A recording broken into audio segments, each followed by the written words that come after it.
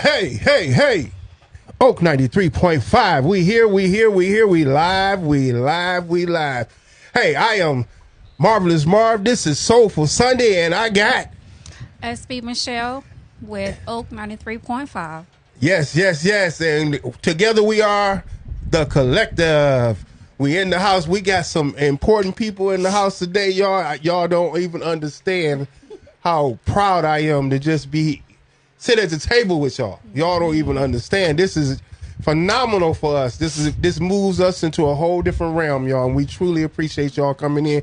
What I don't do is I don't introduce nobody because I feel like you can introduce yourself way better than I could ever introduce you because y'all list is long. I just want y'all to know that. As I was doing my research, y'all list is long. All right, we can start off with the young lady and we'll work our way through it. So come on in the house. Come on, let's go. Let's do this. All right, good afternoon, everyone. My name is Gail Scott Taylor, a 1979 grad and 88 grad of NCCU from the big town of Nashville, North Carolina, beside the bigger town of Rocky Mount, North Carolina. Yes. Big towns. Yes. I am proud to say that I am also, my daughter's an alum of NCCU. Yes. So we have the rich history of being a part of one of the greatest universities, HBCUs in the nation. And I'm happy to be part of this, the Durham Alumni Association as well as the National. So it's my pleasure to be here. Like I said, see what I was saying? There ain't nowhere in the world I can introduce you better than you just did. There's nowhere in the world I could do that. We're going to start off, going to go ahead and go with the president, and we're going to work our way through it. Hello, everyone. My name is Lorante Bryant. I am president of the NCCU. You who, what? President of the NCCU Alumni Association. That's what I'm talking about. Hold up. Yeah. That's what I'm talking about. Yes. So I'm a native of New Bern, North Carolina. I grew up in Grifton, North Carolina, another big city, that everybody keeps saying these big cities. Absolutely. And so we're just here. We're grateful for the opportunity. Thank you for that. I am the 23 graduate of NCCU, just recently graduated.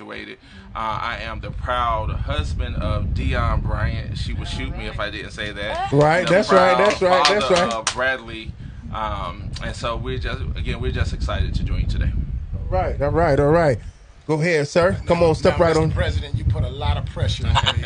I don't know why you did that. But my name is Gregory Lewis. I'm a graduate of NCCU in 1993. I'm originally from Fayetteville, North Carolina, not Farmville. Not Greenville, not Kernersville, but Fayetteville. Make sure you get it right, Fayetteville. Anytime you talk Fayetteville in the house. Oh, Lord. I'm a first-time graduate of NCCU, association member for the last 5 years. Proud to be a part of this association. I think we're doing some marvelous things out in the community, and just happy to be here. Also student athlete, so I represent a student athlete and a first-time graduate as well. Thank you. Absolutely. Wow. Come on, step on to it, because, see, I know a little bit about you. Like I said, I'm doing the research, and y'all got it going on. We getting hot in here. I like it. Well, hey, I'll try not to disappoint. He's right. He put a lot of pressure on us. My name's Rashad Sullivan. I'm originally from Spartanburg, South Carolina. Here, class of 2007. I just love this university, and I'm a life member of the Durham Chapter Alumni Association. Yes. And currently serving as Mr. President's Chief of Staff. For this year. And I'm the proud host of a new podcast. Right. Called Whiskey, Sticks, and Politics. Yeah, see, that's what had me a little nervous. I'm gonna be honest with you. That's what had me a little nervous. But come on with it, though. Oh yeah, it's just a simple podcast that I just got started about just trying to bring transparency to the electoral process, and I want people that are in my community to be more engaged on the local level. Sure. And I want to sit down with officials and just have those conversations to be transparent. So right, those tough conversations. Those tough conversations. And just trying to ask the right questions to learn more for myself as well. Right. And I'm going to extend something to you, sir. I would like for you to come and be a co-host with me at one point. Let's talk about it. That's what I'm talking about. That's right. I have to, when the door open, I got to go on and try to get on in there right quick. You see what I'm saying? That's what I'm talking about. Yes, sir. But this is what we got going on, y'all. Like I told y'all, we got a powerful team in. I call them the Fantastic Four. That's what I call them. Because they real about it. They say, I'm trying to tell you, they are passionate about their communities. They are in love with Durham. That's what I can tell y'all. I know they're in love with Durham because go ahead and read their bios. You know what I'm talking about.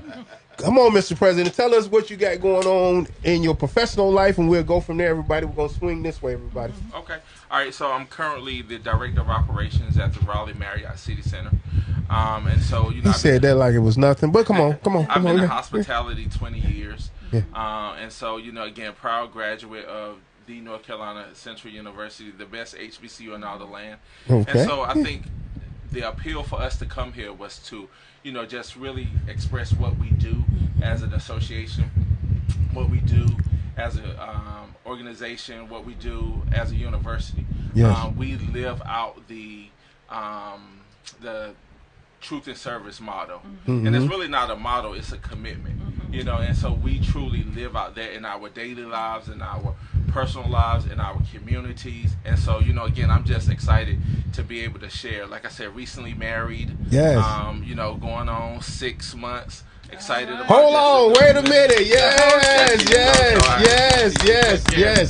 Yes. So just join the club, brother. Listen, Yes. it's an exciting club to be in. Yes. And even in that, we get to network. Like my two brothers here, they're married, and so we get to just hone into like the situations and talk about how we become better men. That's and I right. think as a collective, that's what it's about. We are always looking to be better. Yes. And so that's why I appreciate opportunities like this to express and to share. Yes. Come on, sir. Well, again, you making it hard for me. But I am also newly married, 1.5 years. How long, sir? 1.5 All right. Come on now. Yes.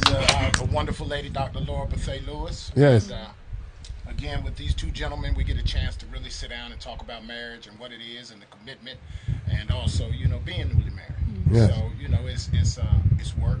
Yeah. Yes. It's a challenge. Yeah. But at the same time, it can be very fulfilling. Yes. Absolutely. So, having said that, I am work for Durham Public Schools. I've Okay. been there for 27 years as an occupational job coordinator, working with children with disabilities Wow. and autism.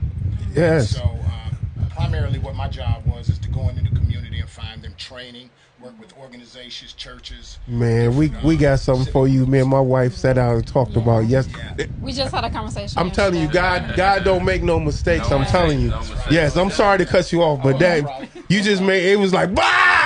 Okay, all right. Yeah, go So, ahead. Yeah. just been doing that for 27 years, always working with high-risk youth and young people with disabilities, and just been really fulfilling and rewarding work. And so recently I'm close to retirement, so we're getting done with that, and excited about the new opportunity. The new coming my chapter. way, yeah. Yes, sir. Ma'am, Okay, well, you in the seat. well, let me talk about another relationship. Oh. These brothers share that they are newly married. I don't know about you, but I want to share with you my relationship with retirement. Oh, yeah. Yay. Congratulations. I'm not newly married, but it feels like yesterday. Yeah. That's Hey, awesome. That's awesome. I'm not newly married. I'm sorry, I don't mean to cut you. I'm not newly married, but every day is experience. Oh, praise Okay. God. Yes. Praise Yes. God. Okay. Well, I retired from education after 44 years. My I spent goodness. years working as a consultant with a national textbook company. I spent years working as a consultant with the Department of Public Instruction in Raleigh.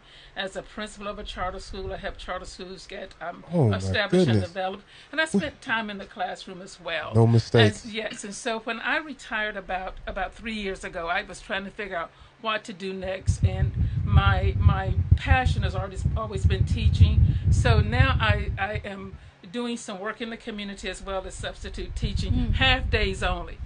Okay. And whenever I go into school, especially high school, I wear my NCCU gear. Yes. Absolutely. Yes. And so, Yes. Right. And that's my main focus. A reason why, and half days are better because it's lunchtime. You can sort of mill around the open lunch area. So that's, and I still think by doing that, I'm being a brand ambassador. Yes. By representing, this is what I've done, and I want to reach back and thank NCCU because I was the first person in my family to go to college. Yes. My high school guidance counselor put me on the path of becoming a secretary. because every year I won the shorthand award. Yes. And so that to her said that was my strength, that was my call, but it just didn't feel right for me. So I'm so thankful to NCCU for taking someone like me, who didn't have anybody in the family to look to for guidance, and created this person, helped develop this person into becoming a professional. Yes. Who have been able to support and give back. So that's my story. Yes. Yes. And we have much more to go. So yes. Absolutely perfect story. Yes. It does segue, actually perfect segue in where I've been able to devote a lot of my time in my profession. I've been in finance for about 20 years. So I've been a financial advisor, helping people get prepared for retirement, so that they're living the lifestyle that they want to live when they're done punching the clock every day. Yes. I'm currently a senior specialist for a registered investment advisor here in Raleigh, CapTrust. I do love the job that I have. I get to learn a lot about different part of the financial services field that I wasn't privy to in the earlier part of my career. And right now, I get to also operate in the Alumni Association to try to give back, really sticking to the truth and service, motto of our great alumni, our great alma mater, excuse me. Yes. And so that's where I've been, for the past 20 years, and just looking forward to continue serving my community.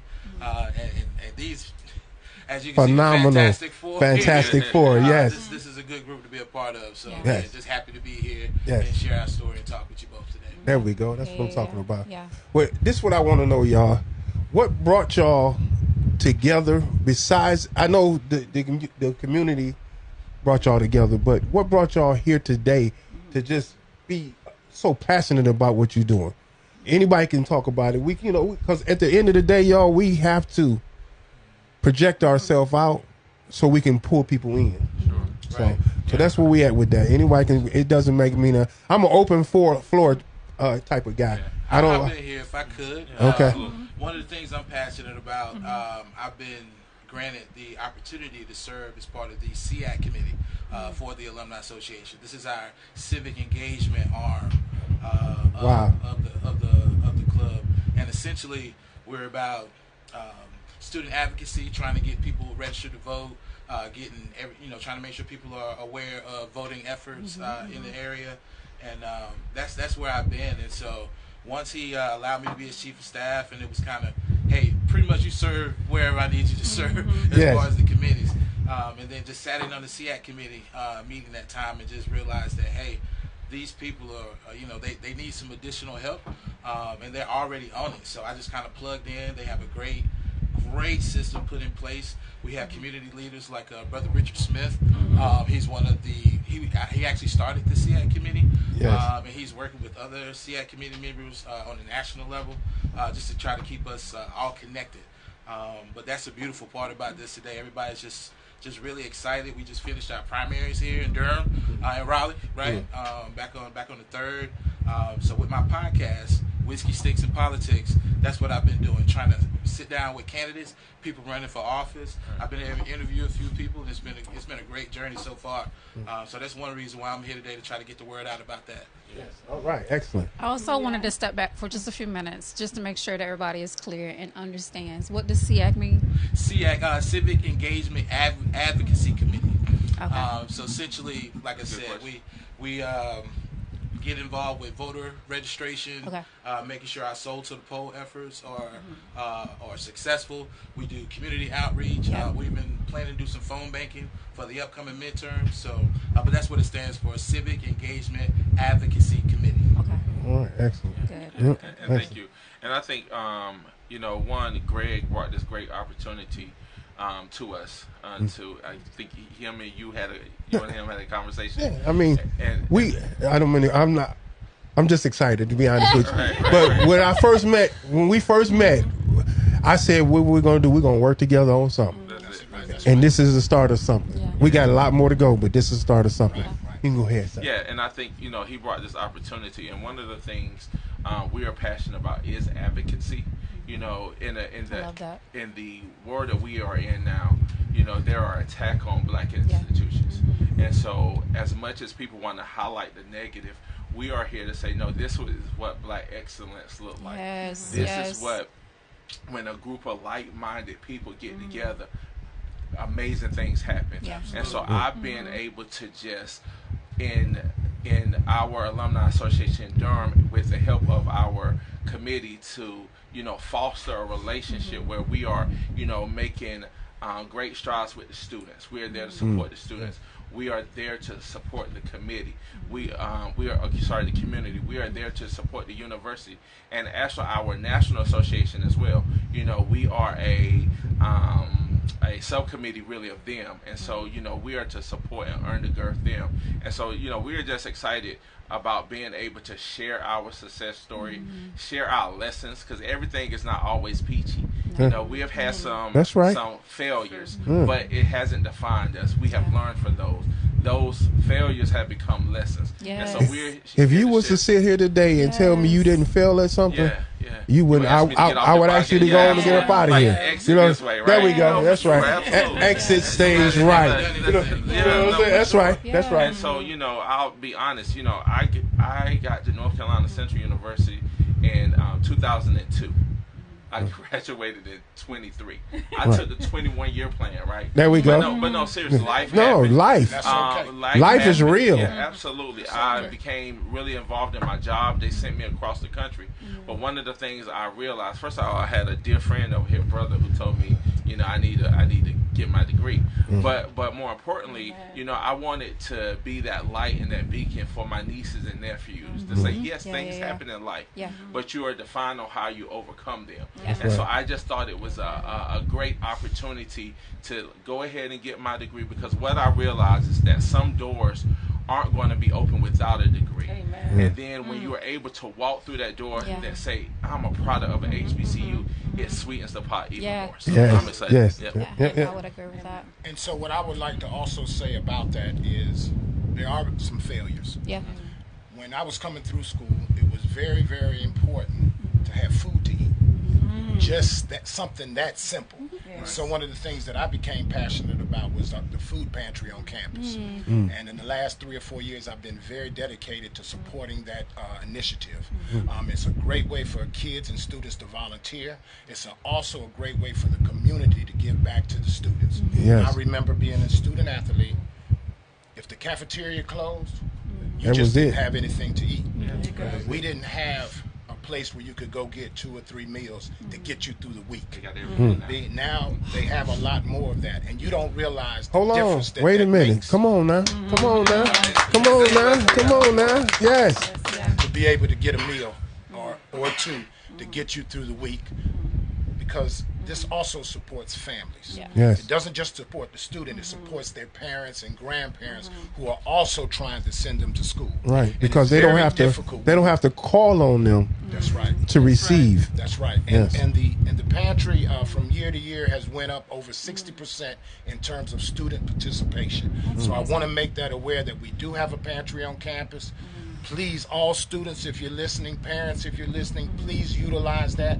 Please give back to the pantry. Please volunteer with the pantry, and let's support that initiative, because you can't go wrong. Yes. I mean, you can't go wrong providing nutrition for our students so that they may do the best that they can do.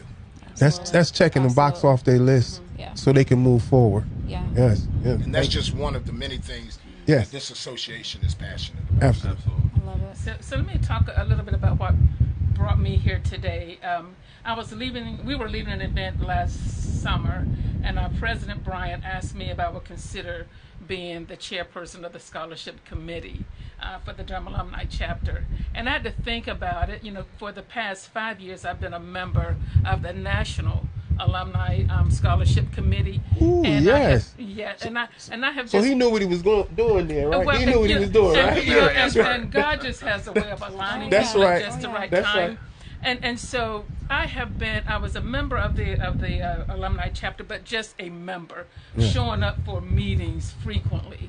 And when I made that connection and purpose sort of invigorated me and motivated me to accept the offer to chair the committee, and I'm surrounded by some great people who know what they're doing. And my motivation and my passion, and I hope it's okay if I share, one of the things we said we set a goal, right?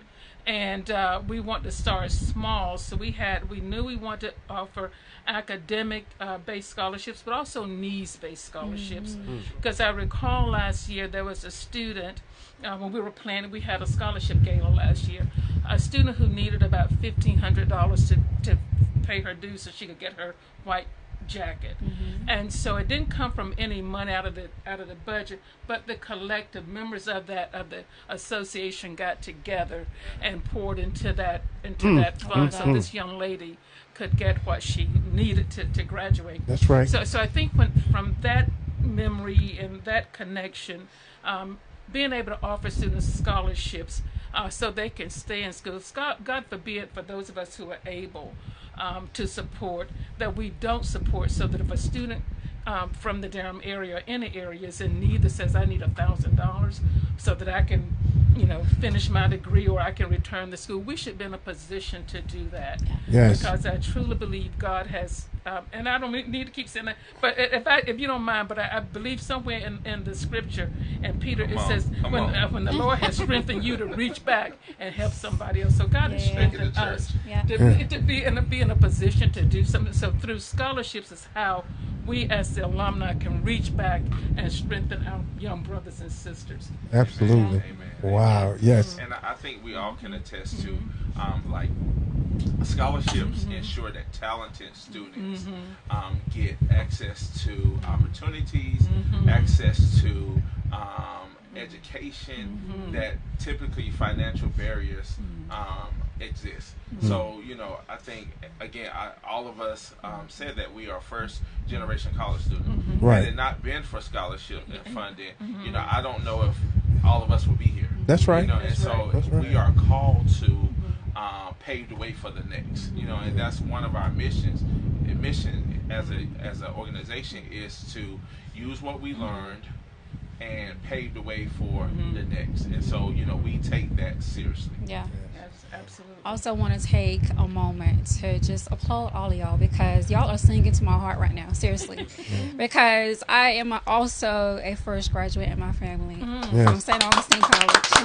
Falcons in the house. Falcons in the house. Yes. And if it wasn't for St. Augustine College giving me a chance, I wouldn't be here today in this room with y'all, experiencing Black excellence. So I am just... Oh, absolutely. This is surreal to me. Like, seriously. I'm trying not to cry. So if I could speak on St. Aug, my mother-in-law is a St. Aug graduate, and I had the opportunity to do some events when she became a Golden Falcon. And that really inspired me. So we had a chance to do some events.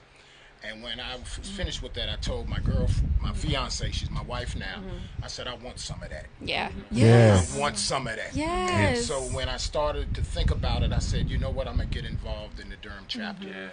And once I started and got involved, I mean, it's been like a disease. Yeah. Right? It's been like a disease. And I told my wife I really wanted to get involved.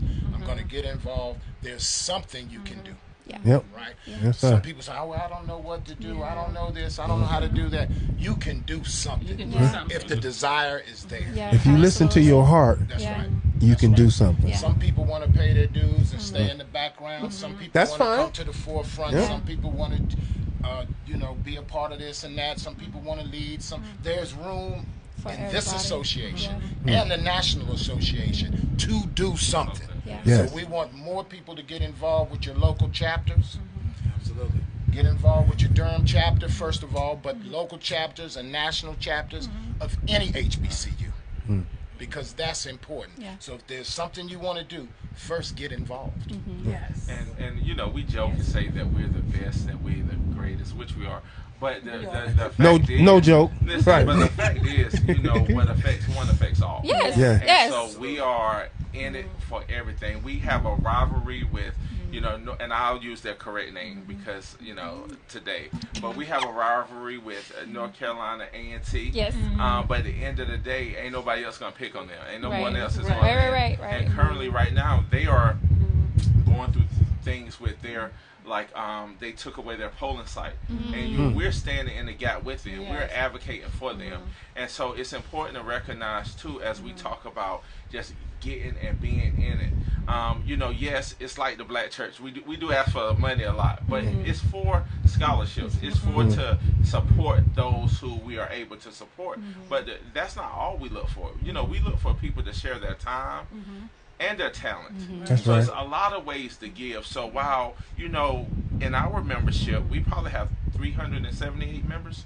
And so we challenge everybody to do the work. You make a call, recommend our organization to someone. And so it's important that we all realize that we are stronger together. And so that's what we just want to let the world know, because this is going to go national, Absolutely. global, right? Yeah. Absolutely, we want the world yes. to know here in Raleigh at on Soulful Sunday. Yes. that it's important that we all work together to accomplish our goal and our mission in life. That's right. Yeah. Yep. I was going to make a shameless plug. Not only do we want our graduates to be part of the Alumni Association, but we do allow non-graduates to join as well. There's a non-graduate Associate support member. level. So we encourage, if there are, as additional space for your time and for giving. We invite that, as well as we like to let you all know about our scholarship jazz laugh brunch that we got coming up here. Okay, that's what I'm talking about. Yeah, so essentially we got a very, very elegant evening curated. Yes. And essentially we would like to have some jazz music. Hold on one We're second. gonna Hold on have- one I second. know. We got to applaud when it's time to applaud. Yes. Because I'm all about events. That's what I actually do. But I'm an event planner, but I wouldn't call myself an event planner. Okay, Yeah. another Definitely connection. need some Yeah. help with that, but Hey, certainly I'm want to invite here. the audience and everyone in Raleigh and Durham to get a ticket. They're going to be on sale soon, but essentially it's our Lab Jazz brunch. We want to have some excellent food. For Do we you. have a location, sir? Yes, it's going to be at the Sheraton Hotel. Sheraton Imperial and the Research Triangle Park in Durham. Okay. Do y'all have a date set yet, or is it still On tentative? May 3rd. Okay. May 3rd. From 2 p.m. to 5 p.m. Okay. Okay. And just because of this great invitation, we will extend the same invitation to the both of you as well. All right. I'll go on Okay. record. You all will be my first complimentary tickets that I give out. They told me I can't give out too many. They Oh, told me my they're trying to make money. But we love you all. We Oh, love you my all. goodness, So, man. you hear me, treasurer, because I know you're listening. We have agreed to give the Brooks Yes. 2 complimentary tickets. Oh, my goodness. You trying to make us cry on air? Absolutely. I mean, You really, trying I'm to make us seriously cry on trying air to save my because- makeup, but Yes. it's hard, right? Yes. Because Wow.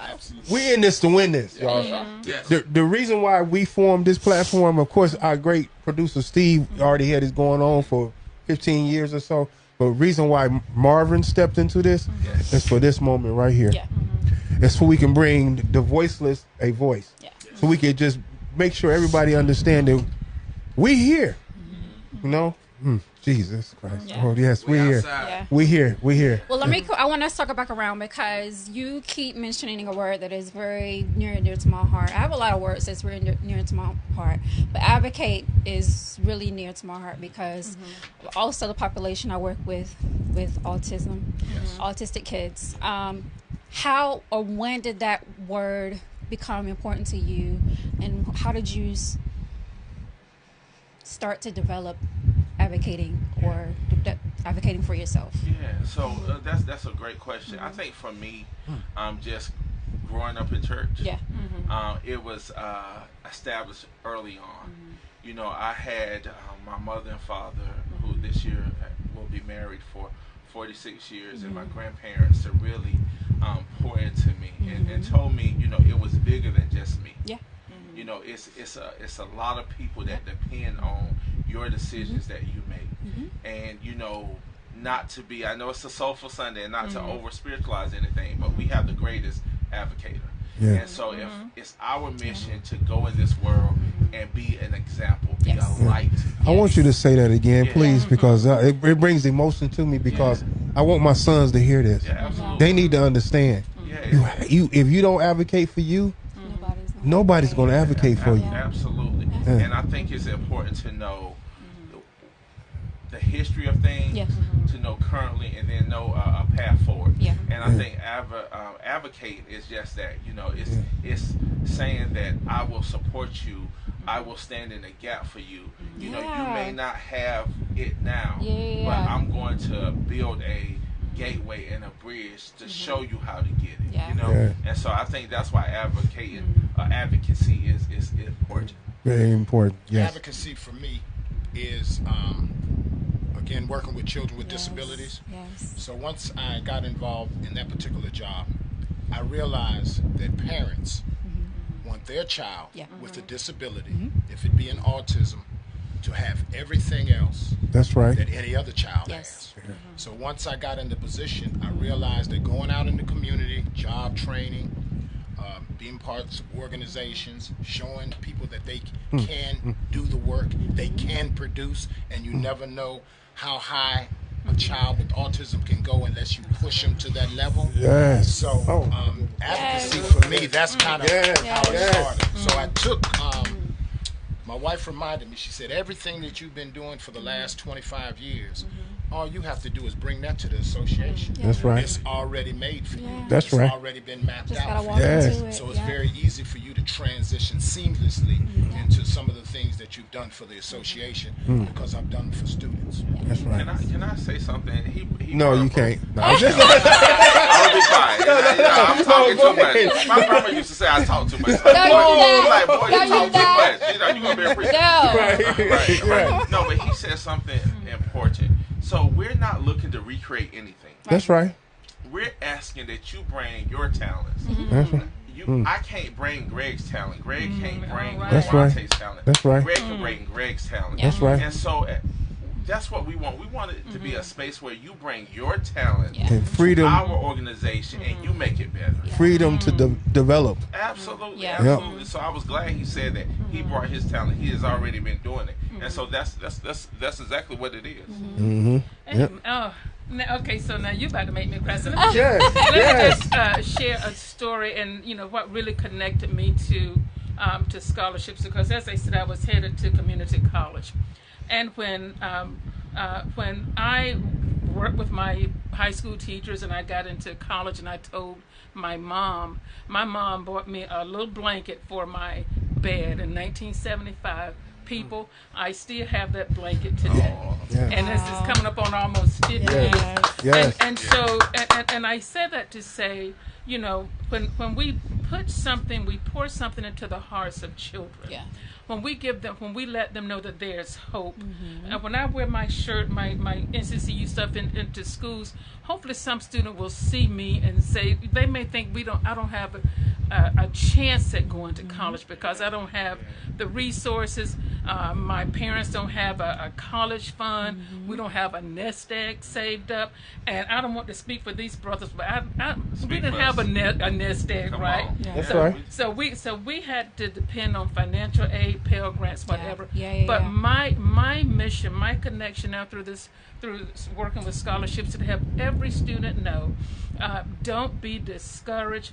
Don't, because your parents and grandparents and all them may not have a nest egg, have funds, but if it's, and I don't want to over spiritual, but if it's God's plan for you to go to college, God will make a way. That's I will right. take care of you. Amen. That's right. And That's right. so we're hoping that the work that, and let me just tell you, and it may come up later from President Bryant, that this idea of scholarships and supporting students has resonated with members of the chapter, because they are stepping up, they are doing. So what I want to do is to make sure that every student who wants to go to college, whether they have the 3.0, whatever it is, there's a door, an opportunity for you to go to college. Don't be discouraged because you're the first one in your family. Look at us. Yeah. That's right. Don't be discouraged because your parents don't have $300,000 saved up for you to go to college. That's right. Just you take the first step. I think the first step is initiative. And so how can we as ambassadors for the university, ambassadors for the chapter, be that voice, that model, that agency that says, step out on faith. If if you take the first step and fill out the applications, we can support you in finding scholarship dollars, connecting you with alumni, and I think that's one of the things with businesses with opportunities. So for me, my passion is making now, and I'm so thankful for this opportunity, is to help children, help students not give up because they may not have the funds. Somewhere, somebody will have some scholarship dollars. There we go. Something for you to get, make it through a semester. If you get through one semester, we got you. Something will come. God will continue to bless and open doors for you to continue. That's right. Hey, do you have a way you can play the Hammond organ when she starts talking? Really? She was preaching. You just need an organ behind her right now. Goodness grief. Yes. So what I would like to do in putting you on the spot and your program on the spot is definitely having us back again. Oh yeah. Hey, But this time, that ain't even a spot. But That's not a spot at all. But this is what we would like to do. We would like to bring students along with us so that they can talk about the impact. Can I do something right that Open this door right quick. My door is open. My door is open. Bring students that All we have got to do is received- plan. All we have got to do is received plan. some scholarship money from the association and let them come in and tell the story Yeah. about how that impacted them. Because we can sit here and talk about it all day long, but it's something about hearing it from the young people. Yeah. Right. Yeah. And if you become a North Carolina Central Eagle, you become mine. You become ours. Yes. Regardless to whether I met you or not, you become part of a family. And I've met students, former students in airports and malls and different cities. And when you see somebody that has the gear on, or you know that they went to Central, Straight to 'em. it cuts down Yeah. all of that nonsense, Yeah. and you get right to the meat. Yeah, That's right. You know, what did you study? Where did you go to school? Where you from? Yeah. It just breaks the ice. Yeah. Yeah. And so on part 2, we would like to bring students back with us, Absolutely. so that they can tell you Love that. how it is impacted. Yeah. Can I They're say not telling something? me. First of all, they're not telling me. They're telling the world. Well, Okay. That's it. That's The it. world. That's right. It's global. Remember. That's right. Yes. When we see people out in the, we don't even have to say anything. We just want to throw up the wings. Enough said. Y'all getting this started. You know I'm gonna get some phone calls from other alumni now. Y'all know. Come on. they- Tell them to come on. yeah. We want that. Wakanda forever. Yeah. Years before the movie came Right. Wakanda forever, same thing. Same thing. Right. And we look forward to that challenge. So Yes. we want other alumni associations and other schools to get involved in this. That's right. Because we're all one anyway. That's right. That's right. Absolutely. Wow. I don't know if you wanted to shout out No, your no. uncle. No. No. Well, right now, but I will. okay. I will. Well, since you don't brought it up, my uncle is a graduate of Wilberforce University. Oh, wow. I've had, before y'all came on, I promise y'all, we done had about 10 conversations preparing me for this right here. Yeah. You know, because he's definitely an alumni associate of. He done did many things. Again, I can't name all the things he done did. Like, you know, just like you guys. Right. And he's listening right now. So, come on with it. Can now. I say something to Unc? Yes. So Unc, congratulations first of all. Yeah. But Keon Furnace is his name. He's your president of the local Wow. chapter, the Wilberforce chapter here. He mentioned him in our Keon conversation. Furnace, Yeah. He's I think he's an Alpha and Durham, amazing guy. Him and I are working on bringing all the HBCU alumni leaders together to an organization.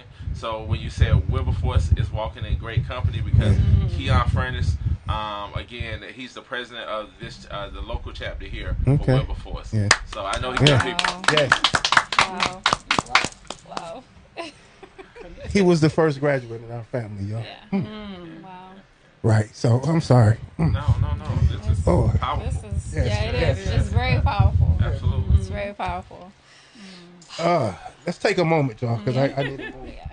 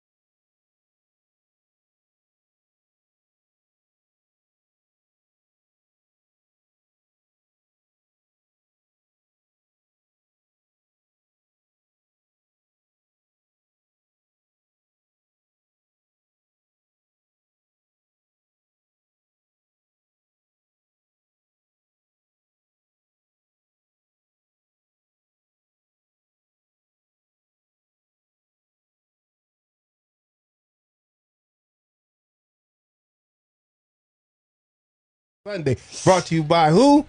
The Collective. Yes, we got the Eagle Pride in here right now, y'all. They doing their thing. Yes. They got us all hot and bothered, emotional, catching feelings. We doing our thing. We understanding that this is very important for our community. And I am so proud to just be a part of our community. Yeah. Because y'all don't know this, but I say it all the time on every show. I'm from Detroit. Yeah. Okay. So, but I found a home here, and I'm very proud to just be here and be working with y'all right now. Okay. All right. We just wanted to circle back around. I know we had took a break, but on the break, I had a question by this lovely gentleman.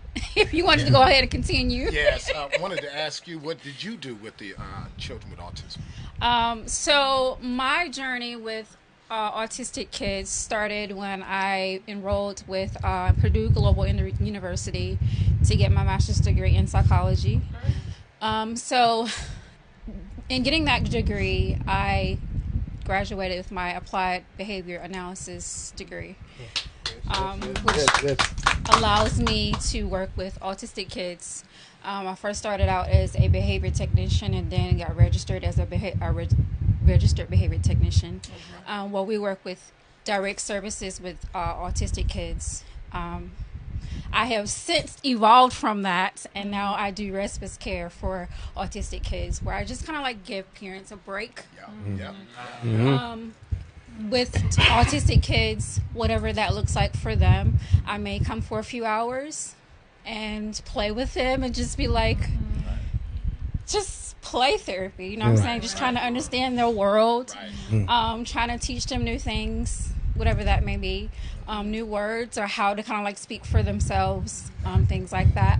Or I can take them on a community trip. Like this past Monday, I went to the movies with one of my clients.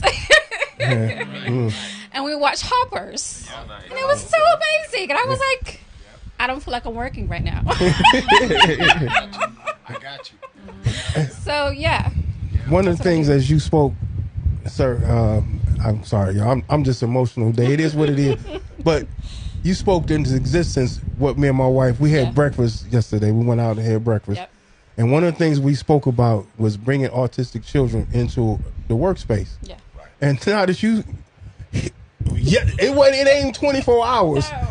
And you sitting right here in front of us with us. So God is amazing. Thank you so much. Thank you. Thank you. Yes. It's definitely intentional. Yeah. I did have a quick question for you. With some of the changes at the federal level, like with the big beautiful bill, and a lot of the deconstruction to a lot of our like social safety nets, has that had an effect on you and your career at this point? Another shameless civic plug. With no shame involved. I know, right? I know. I mean, yes, it has affected. It has affected the job that I did, because we're worried about the clients that we see on a daily basis or weekly basis, hourly basis. Worried about the funding. Are they able to continue the services that we provide for the population of the autistic kids? And if that's going to shift our positions as registered behavior technicians or people that's in that world, in the industry. So yes, it has affected us a lot.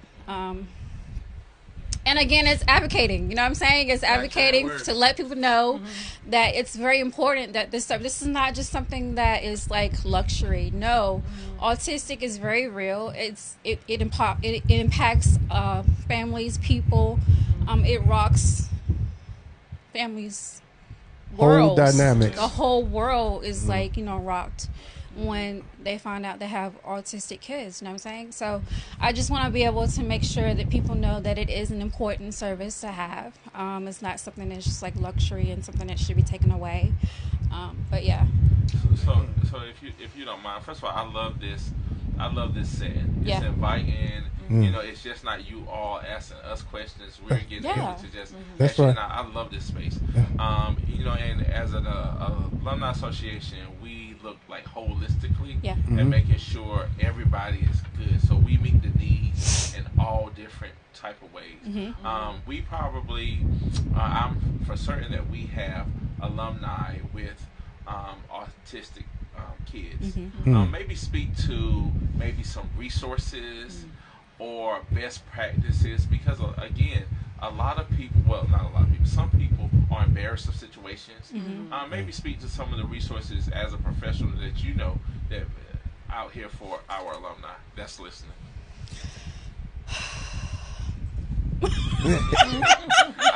It's a. She don't want to put her own business. Listen, y'all don't understand the conversation I have to have with my wife about what we're talking about now. Yeah. Being able to verbalize your space. Yeah. Because I'm advocating for us, and it's personal. It is what it is. At this point, we out here. We out here. For us to have our own agency. Yeah. You know, that's what I'm advocating for. So he can hear it. Yeah, He heard it that time, but he need to hear it again. Yeah. These knees know. Yeah. These knees know. Because I pray over it on a consistent. Yeah. Trying to let her know that she's so powerful that she got this. So we can move into this space. Because it's much needed and it's time to go. Yeah. It's go time. It is go time. One of the things that I would say that's very special to me when it comes to autistic kids is the reason why I fight for them is because I feel accepted when I work with them. That's beautiful. Right. You know what I'm saying? We're going to another break. Yeah. Now I'm about to cry. Gee, yes. I don't want to make this emotional, Yeah, this is Good. but this is the reason why I'm here. right. You know what I'm saying? I didn't know when I started my journey at St. Augustine that I would be here today. You know what I'm saying? Because if I'm really being honest with you, when I was at St. Augustine and I told a couple people that I wanted to get my degree in psychology, they were like, no, you can't do that because people in psychology might be a little cuckoo. Might be those same people that told her she was going to be a secretary. You know, that's why. Exactly. That's exactly. That's right. Because people put you in a box, and they leave you. They drop you off and they leave you there. Yeah. You know, There but you go. Yeah. we serve a mighty. Yeah. So our mighty allow us to be who we are Yeah. naturally and move into our spaces. So that's why I'm saying, let's go. Yeah. Okay. Well, real quick, if I could add, Yeah. for parents who have autistic children, you definitely want to join the Autism Society. Yeah. Through joining the Autism Society, they can help you with a lot of resources Navigate. Yeah. and help you navigate what that looks like. Also, if you have any idea that your child might have autism, what I suggest you do is get him tested or get her tested as quickly as possible so that you can get these resources in place and you can put a plan in place. Because once you put a plan in place, then you're able to navigate your family better. So you don't feel like you're lost and you're out there and you don't by feel yourself. alone. You don't feel alone, Yes. right? And in terms of other resources, there's a Voc Rehab Center that each county has that you can go to and have your family sign up for. And again, through the Autism Society, you can find resources nationally and state and locally. So I would start there if you're a parent that has a child with autism, and if you think your child may have autism, again, make sure that you get them tested early. Yeah. Make sure you get them tested early. And one more thing, kids with autism, they like structure. Yes. They like their day to be the same every single day. Yeah. And if you change that, then you may run into some problems. But you have to do things like social stories to help them to understand why we have to make the change. Yes. Right? So there's other great question, great comments. Great. Yeah. And it's also, I just want to emphasize that it is important because I know it's some stigmas around being diagnosed and then that being exposed. But just like you said, if you make a plan, even if it's later on down the road, but if you're able to do it early, I've worked with kids that's as early as 2 years old, and they make leaps and bounds out of. It's so crazy to me. It's like so amazing. But if they were like not able to get that chance to get tested and then be able to have that plan in place, and they wouldn't be able to make those leaps and bounds. Because it's very important that you're able to get tested to give them a chance. That's right. To be able to be who they want need to be. That's right. Okay. Wow. Yeah. Whew. Yeah. Yeah. To you, sir.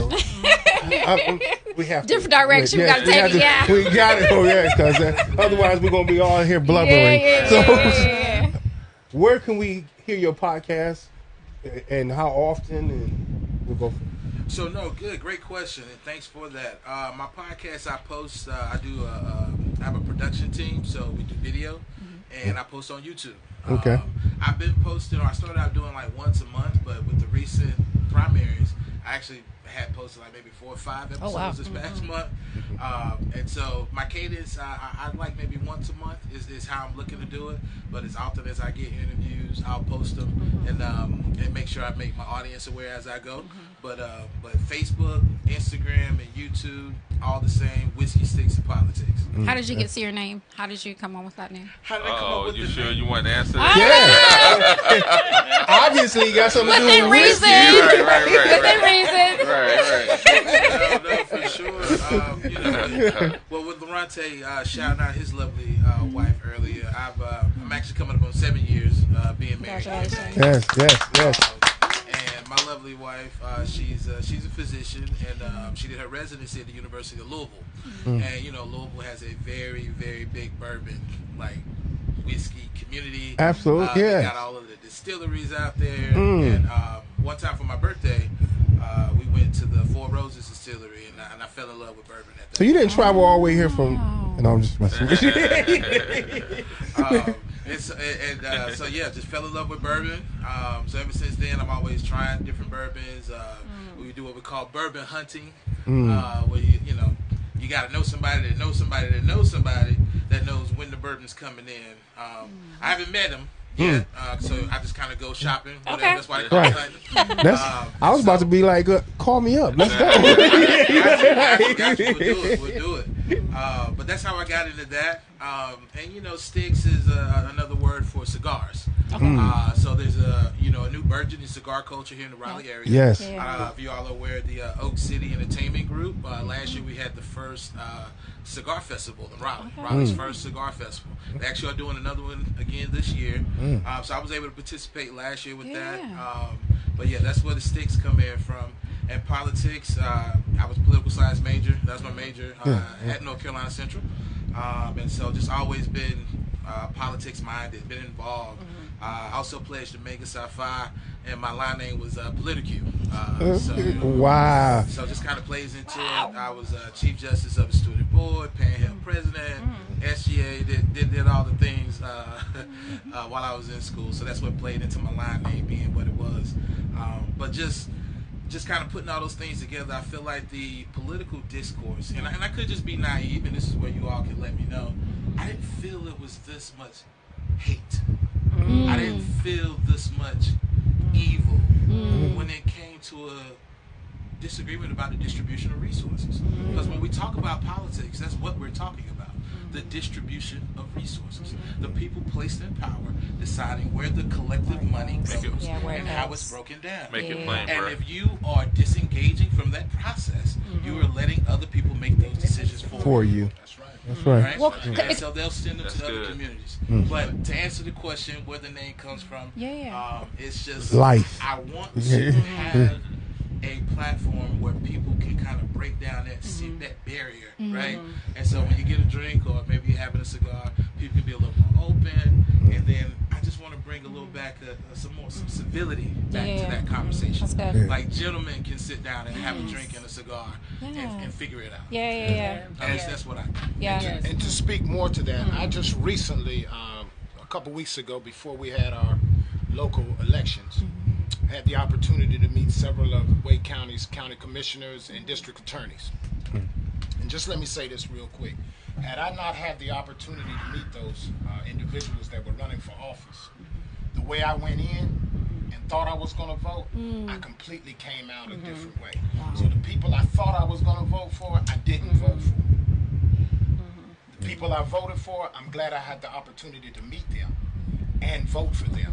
And I just want to send a shout out to Knightdale County Town Commissioner Grady Bussey for putting that event on. He's a St. Aug graduate, and I was so happy that he was able to do that, because had he not done that, I would have voted a different way. When you're talking about local politics, and that's why I'm so happy about the committee that he's on in our association, because they really get down and do the work. Yeah. I mean, they're there. Yeah, for sure. Absolutely. And special shout out to Grady Bussey. He actually was my second interview for my podcast. So if you pull up Whiskey Six and Politics on YouTube, you can see Grady Bussey as he was running for his Knightdale position. Yeah. And congratulations to him in his campaign. Okay, Absolutely. I'm not gonna let them outdo me. There we go.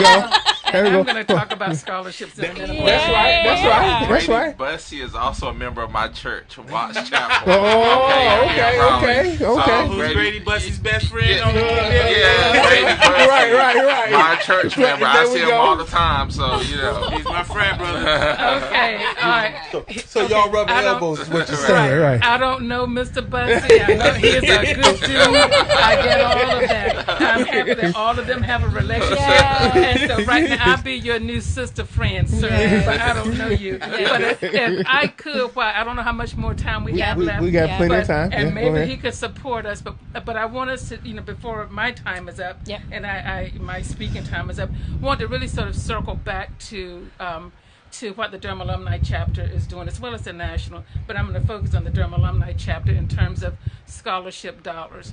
So we recently put out an application on February 22nd, and it closes on April 10th. It's to the students, high school graduates in the Durham area.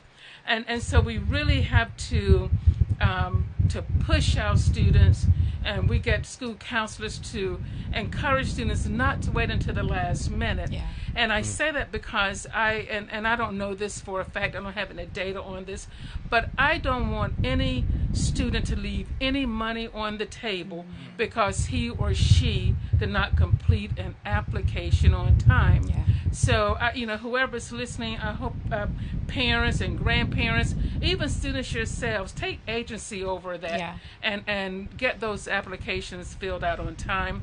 You know you're going to need references from your counselors, from your church.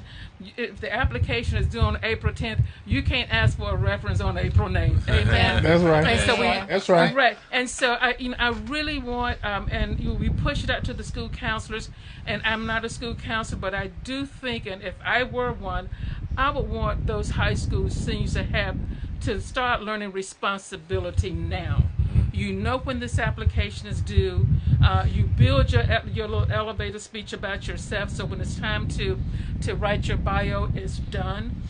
You make connections with those counselors, those teachers, the community members. So when you need a reference, you know who to go to, and you can't go to Uncle Greg because that's not going to work. Yeah. We need people who know you academically and your community and engagement. So I encourage not only the students who are eligible for scholarships in the Durham area, but wherever, pay attention to timelines.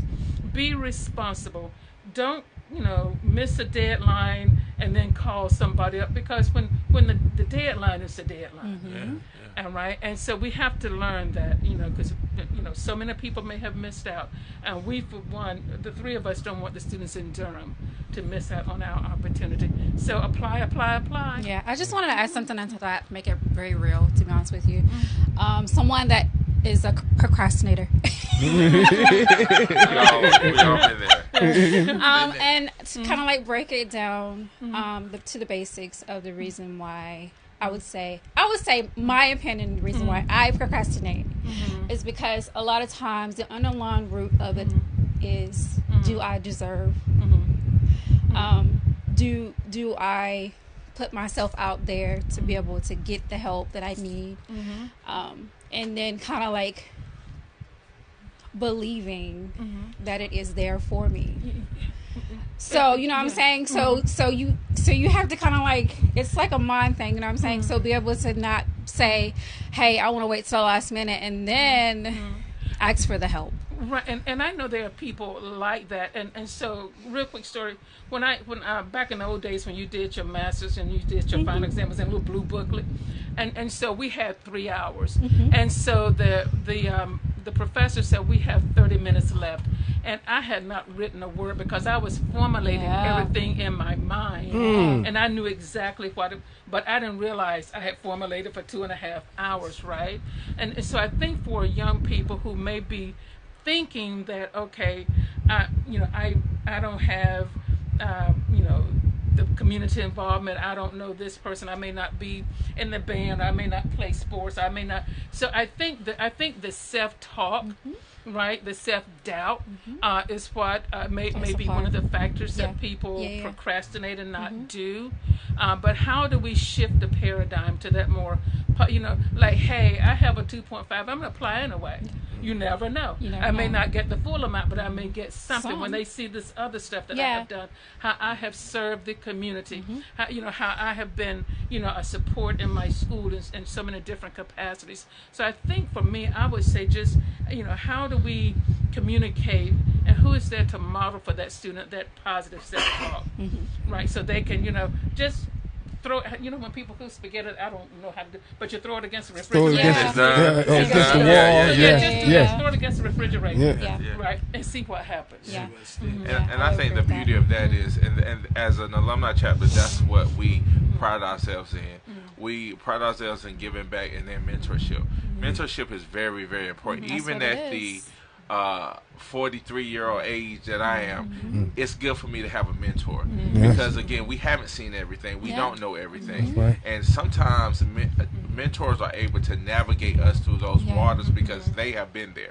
And I think it's very, very important that we develop mentors now, but then also for the students coming up and also for the students that are in school now, because again, we can save them some burdens because we've been there and we've seen it. And so to Ms. Gail's point, mentorship is a powerful tool. And I'd also like to say that what you asked is by design. The system is designed to make you doubt yourself. Absolutely. Right? We're seeing that now. And in a lot of ways, I'm glad that a lot of young people can see this. Just how cruel this society can really be. When you're talking about HBCUs, North Carolina Central, you're talking about access. Because had you not had access, what school would you go to? Right? So this environment is set up by design. But through mentorships, through examples, through role modeling, these are the stigmas we have to fight. Nobody can tell you how good or how not good you are, if you understand what I'm saying. Absolutely. If you begin to tell yourself that I'm not good enough, then you're not going to be good enough. But if you begin to be around people, watch the company you keep. Show me the company you keep. I'll show you where you're going. What's the saying? What's the saying? There you go. There you go. It's just that simple, and that's what you were speaking about. When you have that self-doubt, get around people that are going to push you through. And they're going to tell you the things that you need to hear in order for you to be successful. Because the unknown is one of the things that keep everybody held back. Fear, Can I the just unknown. share a personal testimony? Absolutely not. She's gonna put it anyway. I know, right? She didn't miss a beat. Testimonies on Sunday. Yes, but this is, and I know she's not listening. So I have a 40-year-old daughter. So when she graduated high school, so so she graduated Northern High School, honors and just everything was just like all the little different cores, and went to Wingate University, right, PWI. And so she wanted to be an athletic trainer. So you have to do that first year of coursework to get into the School of Sports Medicine. She had a professor that told her she was in danger of failing, and she called me crying. I said, wait a minute, have you failed? And she said, no. She said, I was in danger. I said, okay. And so I said, I'm on my way to Wingate. I'm on my way because we're going to have a conversation. So she needs to tell you why. And so my daughter said, well, I've been asking her, but she hasn't told me what I need to do. I said, so this is what you're going to do.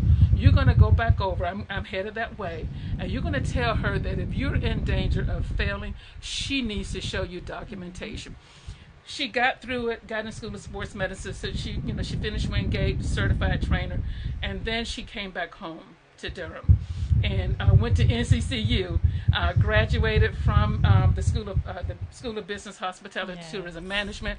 That was the most joyful 2.5 years of her life, and she is now working in that field. Nobody there told her she could. As a matter of fact, one of the I won't say the name. One of the professors said to her, "You really need to let us do our jobs. We know what we're doing." So she was over there, micromanaging. People weren't responding to her quickly enough. So, my point is, the PWI had its pluses, but being at an HBCU, that's that culture, that connection, that chemistry that I think empowers people once they leave the university to know that they are equipped with the skills in their chosen area to go forth and do. And and I tell you, anybody who comes out of that School of Hospitality and Tourism Management, they are equipped in any place, School of Education, any place, we are equipped to go forth and do. So I just applaud NCCU and all HBCUs for being that community that appreciates who we are, whether we are first generation, whether we are legacy. They appreciate us when we get on campus and make campus home for us. Wow. Right? And even the whole contrast, and again, I haven't been to a PWI, but it's like, why not go somewhere? Don't go somewhere where you're tolerated. Go somewhere where you appreciate it. Right. And what I like about the HBCU experience is it's not transactional. You're not just a number. It's that experience that she just spoke of. And so, I'll be honest, my freshman year, I was, I guess, sheltered as a kid because I ended up moving with my grandma to help her because she had knee surgery. So she didn't let me listen to any blues music. So all I listened to was gospel. So my first semester, it probably wasn't the best because I experienced what Black excellence was and all. You was able to get a little. There was so much going able on. to use your wings a little bit. Absolutely. But what I liked is that they just didn't give up on you. They may at the time they may call to your parents. They called and said, "Listen," and I'm gonna tell you the name that she wouldn't say. It was Dr. Bryant. It was Dr. Bryant. Let me tell you, Dr. Bryant called me in her office one time. She was like, "Listen, you have the potential to be, but what you about to be is a failure. So I need you to get to your 8 o'clock classes. I need you to do this and I need you to do that." And she followed up that conversation with a call to my mama, who also read me the right and told me the same thing. So again, it was an expectation, and they weren't going to just let you fail. Their success. It's not too big for them to talk to you. I remember having a teacher, and I went to a predominantly white high school. And she said, "Well, I got mine. You need to get yours." That was like the worst thing you could say to a kid. Growing up. But we heard it many, many times. Absolutely. But our black leaders, they took it personal because they saw the other end of it. They understood what struggle was. It was a right and a privilege to be in that space. And I think somehow we lost focus of that now. But we need to start thinking about being at a HBCU is a privilege. It's a space that back in the day we built it because we weren't allowed to be in other places. And so now they are attacking our institutions, and that's why we have to hold on to them. Tell everybody about HBCUs. And so that's what I love about our experience. I have so many professors. They started off as just my professors. They're lifelong friends now. And so that's the beauty of it. I also wanted to highlight, Ms. Gail, if you can. I don't know what you were about ready to say, and I don't want to cut you off, but I did want to highlight your journey with retirement as well before the segment ends at some point. So I don't know if you want to talk about that now or. You can go ahead. After doing some of the work I did, and which I, coming from life, but could have been as a secretary, to being in education, and I was just overwhelmed when I would be out on the road traveling, working as a consultant with the textbook company and going to different states, training schools on how to use the model, and just I would go in these places and just be almost in tears because this is little Gail Scott Taylor from Nashville, North Carolina. The big city of Nashville. Big city, Nashville in the building. And if I know my sisters are listening. If I'm to be honest, I would say Spring Hope, but no, that'll yeah. blow your mind. Spring Hope in the building. So I won't say that. Yeah. Take your space, sis. And so when as a classroom teacher, it was so important to me because I worked at the time it was Durham City Schools, and that's where I wanted to be. I think being around those little children of color, right, having that impact. I have students that I taught who are now, they see me out, they remember me because of some of the impact. And the impact. Yeah. Now, I was that mean 5th grade teacher back in the day, but it was what, amen, it was what they needed. Because, and real quick, one young lady used to do my hair, and I said, okay, you're not still mad at me, are you? Okay, so it's those kinds of relationships, and I think once I left the classroom and I started working with the state, because the whole school reform movement and charter schools came about, and I was really interested in doing work with our charter schools, helping grassroots groups, set up write their plans and implement. And so I did that for a while, and then I had the opportunity to come to Durham and serve as the executive director of one, and I did that for about 12 years. And it was and when you work without really taking a significant break, it will drain you. Yeah. And I literally sort of hit the wall in 2016. I didn't have it in me to keep going, and I stepped away from a while, and then I got a little concerned. I took some enrolled in Appalachian State University, and I got my postmaster's certificate because I needed to do something with my mind and my time. And after I did that, I'm like, okay, so what am I going to do now? Right. And I didn't want any heavy duty work. I just wanted to, to do something small if I could still have impact with children. So I did go back and I taught for about 5 years in middle school. Again, still, trying to have that influence in education. Always talking to students about, where you're going to go to college, and no offense, but everybody, what I'm going to play, I'm going to be an athlete. That's cool too. I want you to be an athlete, but you can also be an academic scholar while being an athlete. A student. A student. There you go. There you go. Okay. All right. So next time I'm going to say that.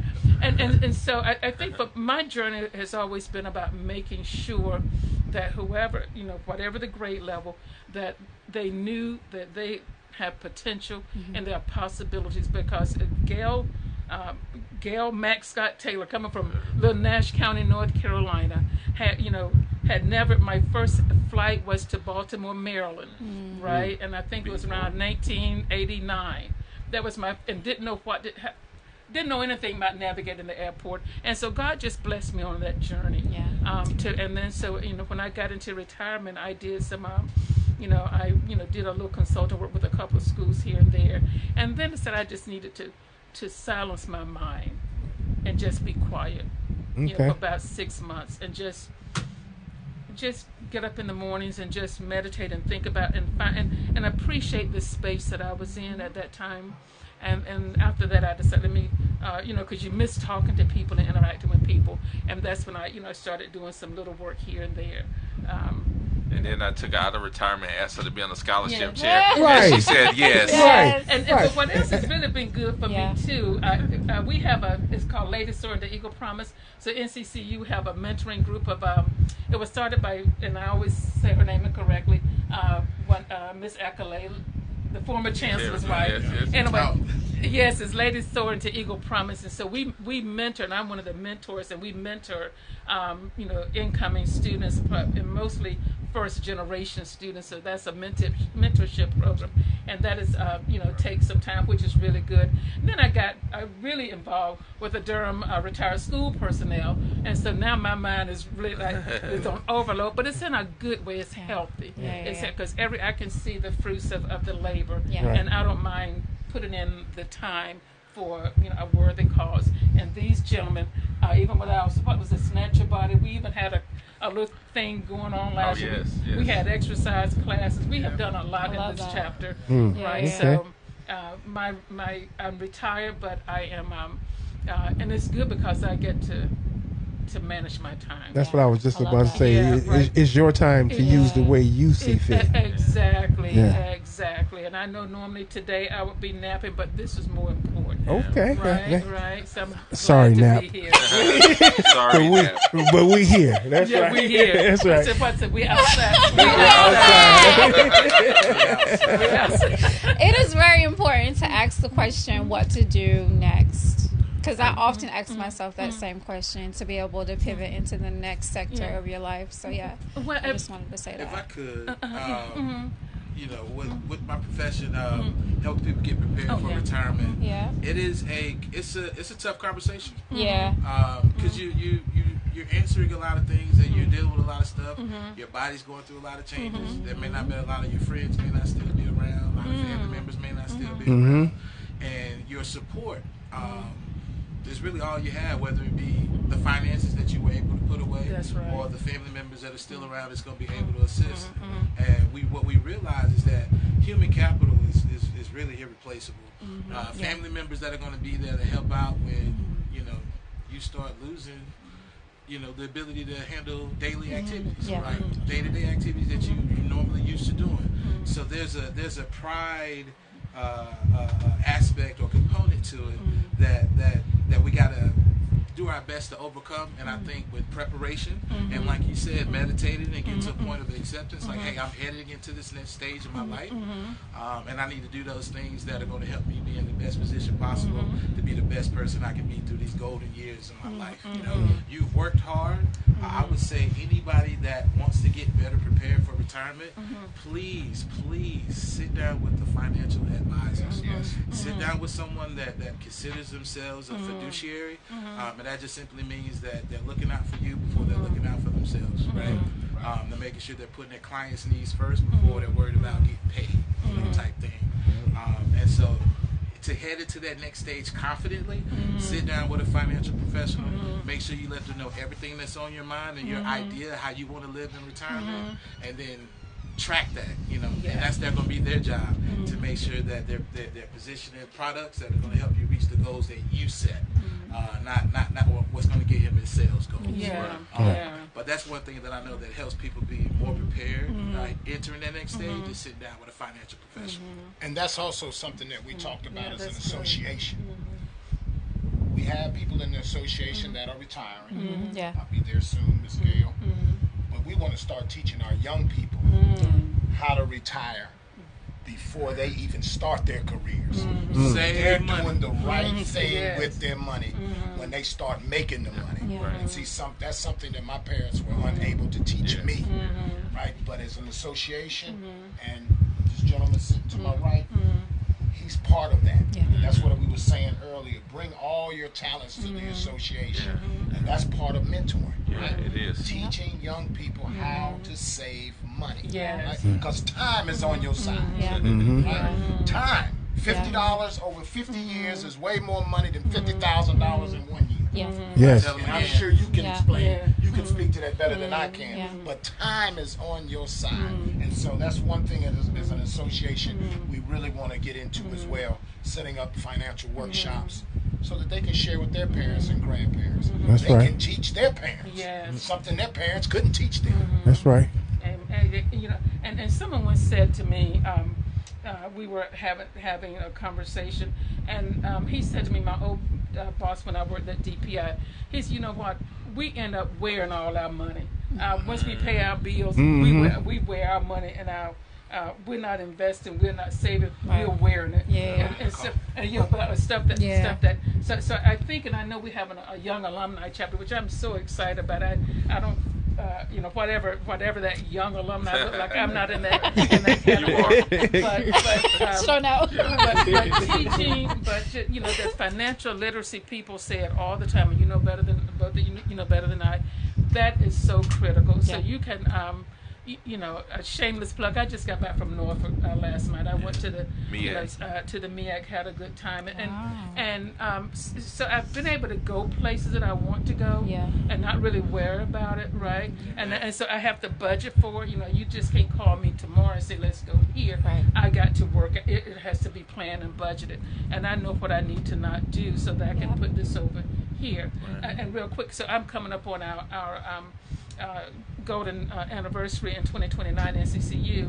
And so what the class of 1979 members are doing, we're having what we call mini reunions, and we're bringing alumni together so that we can start making that connection to the university, building that relationship with the university, because some have left and not come back.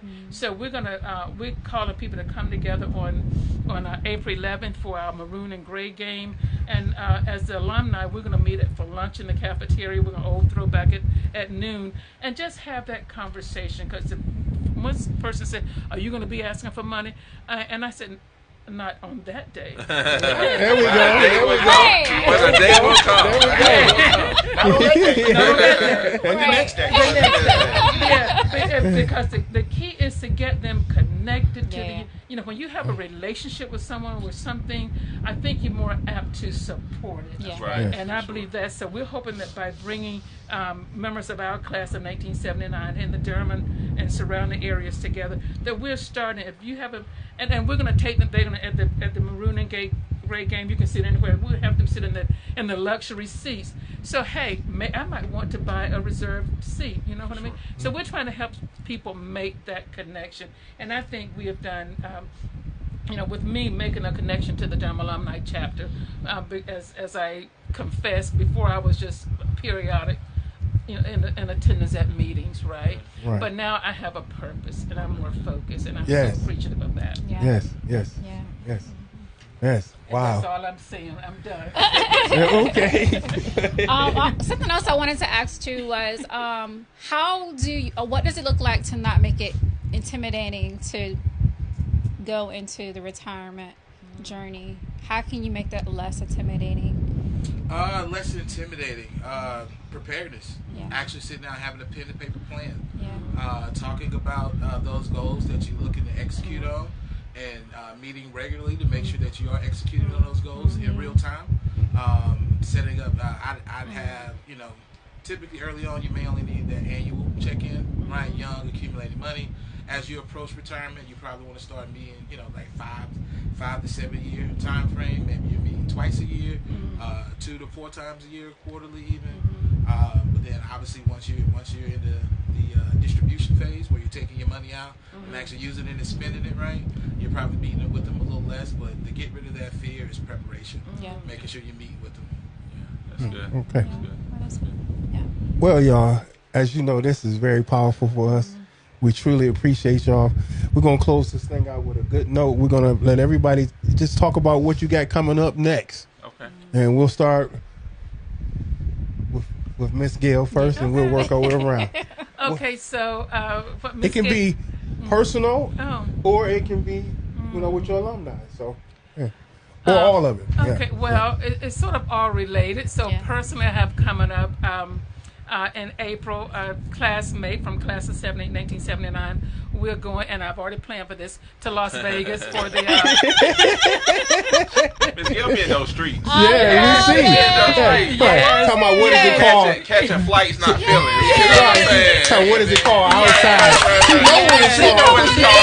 Yeah, she know what it's called. Okay. But before I go to Vegas, I'm going to make sure the scholarship applications will come in by April 10th. Yes. We will have a directive, all the students who have applied, all the business will be in order so that when I come back from Vegas, I can let Mr. President know in the chapter these are the students who have applied. Yes. And we're going to begin the application review process so that we can announce the recipients by May 7th. All right. And hopefully, if we have the information, we can do it at the brunch. Okay. So I'm going to Vegas, and while I'm in Vegas, just so that everybody will know, I will not be doing work for the chapter. Okay. I love y'all so I much. love it. Let it glare on ground there. What Yes. happens in Vegas? Thank Vegas. you. I love it. So one of the things that I have coming up associated with the chapter is our fish fry Oh yes. food drive giveaway, which will be April the 18th. We're finalizing some destinations, trying to find the best location for us to raise money and give back to the university in terms of the food pantry. So those details will be coming forth. Okay. But those are things that I do want people to look out for. Fish fry along with the food drive. That's to right. support our school. Yes. All right. And you know you're the HBCU where you're talking about fish fries. Yeah. Yes. That's right. Chicken And Wednesday. Chicken Wednesday. Yeah. I'll step in here. I really appreciate the opportunity of being here. There's just so many ways that HBCUs have been hubs of civic action. I just want to just make note of a few of those things. Obviously, we got the HBCU Climate Consortium. We got campuses like Benedict and North Carolina Central that are digital equity and anchor communities, and that's essentially universities that are putting in sort of a broadband infrastructure and allowing neighboring communities to use that for internet. So bridging that digital divide. Yes. You got economic brilliance initiatives. You got Vote HBCU. So there's something for everybody, and the HBCU that can get you involved in that cause that you're passionate about. But what's up next for me is just highlighting different causes like that. I actually got an interview with Mayor Crisp coming up soon. He is the mayor, I believe, of Oxford, North Carolina. Sent me a letter.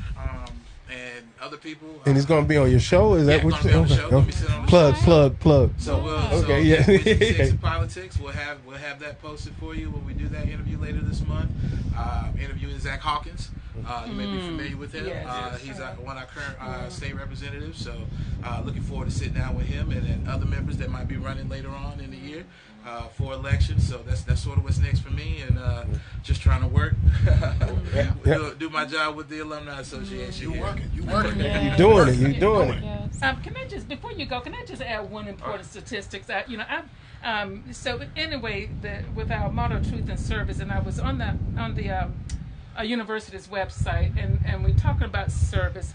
And so based on their data, in the 2024-25 school year, undergraduate students, according to this, contributed 161,385 hours of public service, which is equivalent, and if this were paid for, this is equivalent to $5,614,600 of return, on the investment. So when we talk about truth and service, and I tell you, so probably some of our scholarship recipients were in this number. So when we talk about truth and we didn't clock hours when I was there, but I think just knowing this, so NCCU has a great history, and I won't talk about all this stuff, the other statistics on the page, but I thought with our motto, truth and service, just that little plug about the service that the students have given is phenomenal. We thank you for that. Yes, in order to graduate from North Carolina Central, you have to have 120 community service hours. Yes. All right. So there's a requirement every semester. But NCCU doing NCCU things. Yes. That's right. Yes. Come on, President, sir. Come on, let's close this on out. This has been really, really amazing. So a few things. Why does HBCUs matter? Someone may say. HBCUs continue to produce leaders across industries, including business, medicine, law, hospitality, education, and government. There are currently about 107 HBCUs in the country.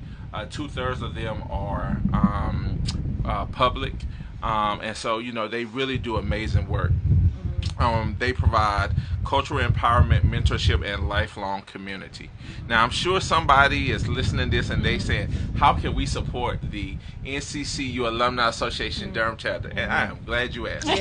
This is how you can support. You can donate to our chapter scholarship fund if you visit our website. Just search Durham Alumni Chapter. By attending fundraising events and community initiatives, you can become a partner, a community partner or sponsor, and then you can volunteer, you can mentor students, and you can share our missions with others. All right. And then lastly, one thing, can you hand me the maroon, the silver bag? Okay. So we just have a token of appreciation. We're going to give it to the Queen, Yes, Miss absolutely. Brooks. We just want to thank you for this opportunity, this platform. Some people charge for stuff like this. Yes. And you all freely gave it to us, and we just think, and we pray, and we know that someone will be blessed by this conversation. Someone's going to start a business. someone's going to donate to their university. It's so many things after hearing what we shared, the platform that we shared on, that people will support and do. And we just want to thank you. So on behalf of the NCCU Alumni Association Durham chapter, thank you so much for the opportunity. All right. You are so welcome. Once again, this is Oak 93.5 Soulful Sunday, brought to you by The Collective, and we thank everybody, and we out. All right. Right.